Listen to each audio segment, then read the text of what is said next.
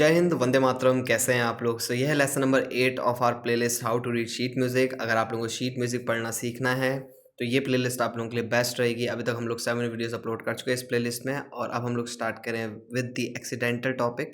और इस टॉपिक में हम लोग जानेंगे कैसे एक्सीडेंटल्स वर्क करते हैं, कितने टाइप के एक्सीडेंटल्स होते हैं। आप लोगों को सामने दिखाई दे रहे होंगे 5 टाइप के होते हैं।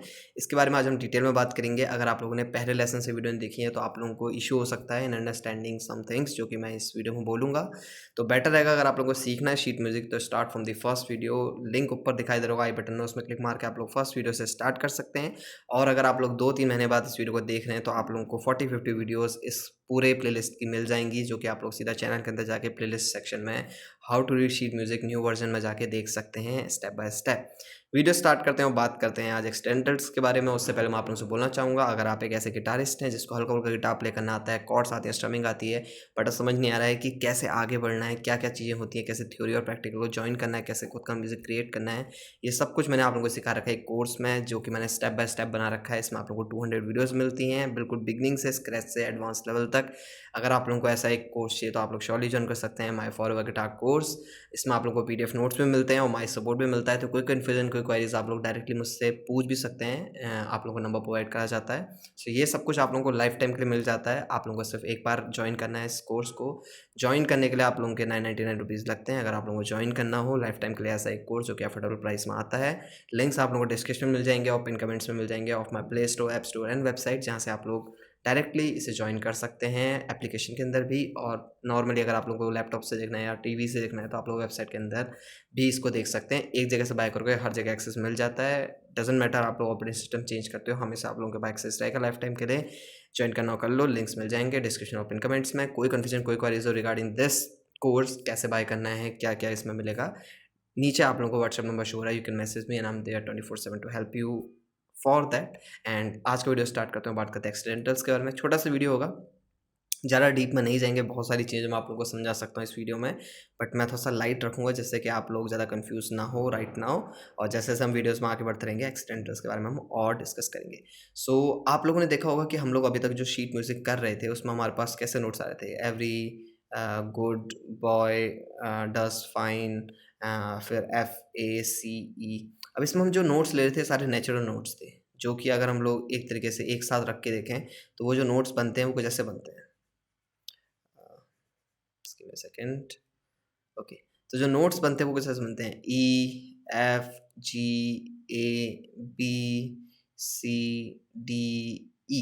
राइट। ई वापस से आ गया। तो कितने नोट्स हो गए? 1 2 3 4 5 6 7, सिर्फ 7 नोट्स बने हैं। बट रियली में इस ई से लेके ई तक कितने नोट्स होते हैं? अगर हम लोग गिटार में देखते हैं या पियानो में देखते हैं तो ई से लेके ई तक 12 नोट्स होते हैं, which R E, then F, then F sharp, then G, G sharp, right?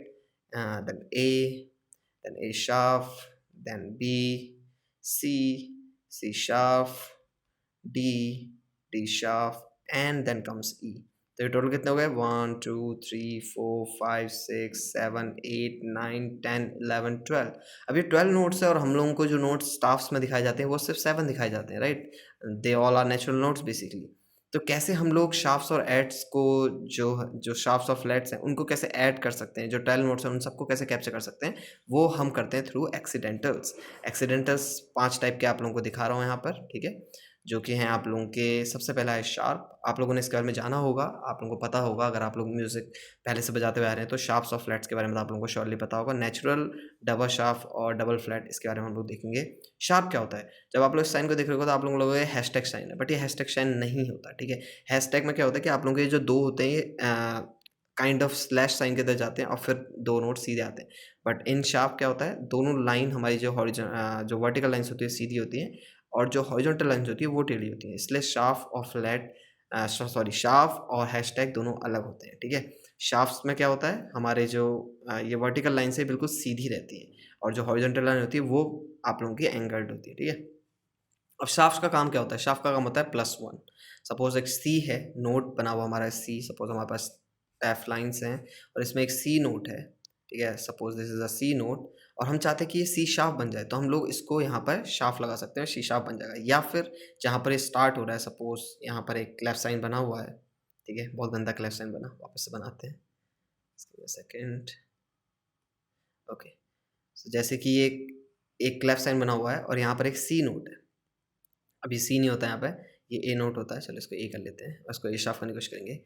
ये जो ए नोट है इसको मुझे शार्प बनाना है, तो मेरे पास दो तरीके हैं, या तो मैं इसके आगे लगा दूँ या फिर अगर स्केल में शार्प आता है तो हम लोग इसको स्टार्टिंग में भी लगा सकते हैं और आगे के जितने नोट्स होंगे शार्प बनते चले जाएंगे, उसमें फिर हमारे को ये वाला जो शार्प है इसको ऐड करने की जरूरत नहीं पड़ेगी। ठीक है, तो इसके बारे में हम लोग ज़्यादा टेक्निकल अभी चीज़ों में नहीं जाते हैं बिकॉज ये मैं आप लोगों को आगे बताऊंगा, बट मैं बस आप लोगों को हल्का सा इंसाइट देना चाहता था कि शार्प बेसिकली क्या होते हैं। हम लोगों के जो भी नोट है, सपोज सी नोट है तो उसको सी शार्प बना देगा, सी शार्प नोट है तो उसे डी बना देगा। ठीक है, ये भी होता है। तो अगर सी शार्प के आगे सी शार्प नोट है उसके आगे अगर हम एक और शार्प लगा देते हैं, सपोज जो आगे का डायग्राम था उसमें सी शार्प आ रहा था, एक नोट है विच इज सी शार्प।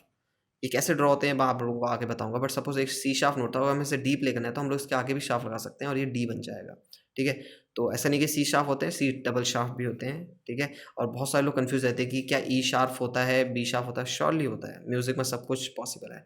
ओके, अगर आप लोग कहीं पर बी शार्प देखते हैं या फिर ई शार्प देखते हैं तो प्लीज़ कंफ्यूज मत होना। दैट बेसिकली मीन्स बी के next note which is C, और सी शार्प लगा हुआ है तो that basically means D note. Okay, तो बहुत सारे लोग आप लोगों को बताएंगे कि बी शार्प नहीं है, ई शार्प नहीं है। अगर ई शार्प है तो ये बन जाएगा आप लोगों का एफ नोट।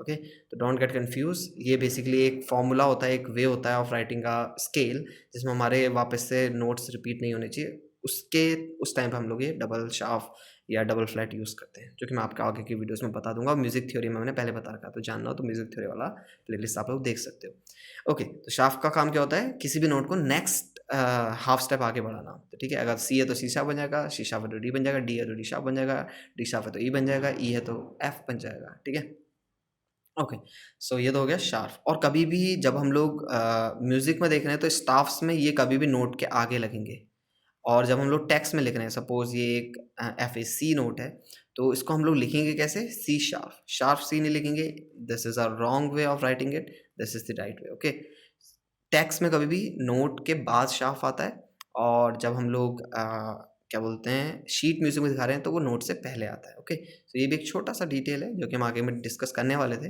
हल्का सा मैंने अभी बता दिया। तो ये तो हो गया शार्प, और सेम चीज़ वर्क करती है बाकी सारे एक्सीडेंटल के साथ में। ठीक है, इसलिए मैंने अभी बता दिया। फ्लैट क्या है, -1। तो जिस नोट में आप हैं, सपोज आप सी नोट में हैं और सी नोट के आगे फ्लैट लगाया तो दैट बेसिकली मीन्स बी। अब बहुत सारे लोग बोलते हैं कि सी फ्लैट होता नहीं है, बिल्कुल होता है, सी फ्लैट भी होता है। ओके, एंड डी के आगे अगर फ्लैट लगाए तो ये नोट्स की बात चलिए। ठीक है, स्टाफ में ऐसा होगा, वरना ये डी फ्लैट ऐसे लिखा जाएगा, तो ये बन जाएगा बेसिकली सी शार्प। ओके, तो फ्लैट इज बेसिकली कि नोट को एक पीछे ले आता है। आई होप आप लोगों को समझ चुका हो। फ्लैट और शाफ्ट तो आप लोगों को पहले से पता होंगे मोस्ट प्रोबेबली। अब सपोज एक ऐसा हम लोग एक वो ले लेते हैं, एक सिनेरियो ले लेते हैं जहाँ पर हमारे पास स्टाफ में आगे बहुत ही गंदा बना है, सॉरी टू से, सपोज ऐसा एक क्लेफ बना है और यहाँ पर पहले ही हम लोगों ने शार्प लगा दिया है। ठीक है, बट हम लोग चाहते हैं आगे एक नोट आए जो शार्प ना हो। ठीक है, एफ ए, ये ए है। ठीक है, सेकंड स्पेस ए होता है, और ये बेसिकली क्या डिनोट कर रहा है कि ये ए शार्प है, राइट। ऐसे कर देते हैं, ये डिनोट कर रहा है कि ए शार्प है बिकॉज ये ए में है और आगे शार्प लगा तो ए शार्प बन जाएगा। इसमें जो भी नोट आएंगे वो ए शार्प बन जाएंगे, मतलब शार्प बन जाएंगे।